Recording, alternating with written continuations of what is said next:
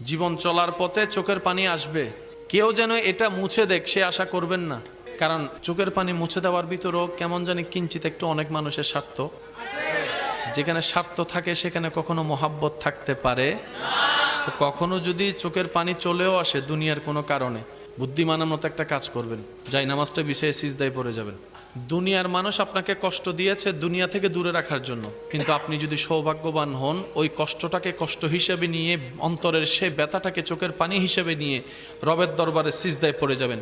সে আপনাকে দুনিয়া থেকে আলাদা করতে চাইছে, দুনিয়ার চোখে ফেল করাতে চাইছে, কিন্তু আপনার এই বুদ্ধিমানের ধৈর্যশীলের কাজ, আপনার সিজদায় পড়ে যাওয়া আপনাকে রবের রহমতের এমন কাছে নিয়ে যাবে।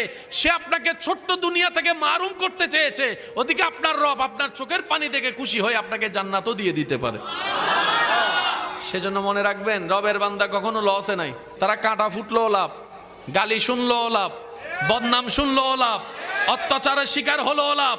কারণ বুদ্ধিমানরা বলে দুনিয়া তো চোখের পলকে একদিন, ইজা জুলজিলাতিল আরদু জিলজালাহা ওয়া আখরাজাতিল আরদু আসকালাহা, একদিন তো এমনি শেষ হবে, অমনেও শেষ হবে, জান্নাত তো শেষ হবে না, জান্নাত তো শেষ হবে না। আল্লাহ দুনিয়া দরকার নাই, জান্নাতে আমাকে ঘর দিও, তারাই সফল হয়ে যায়। সুবহান।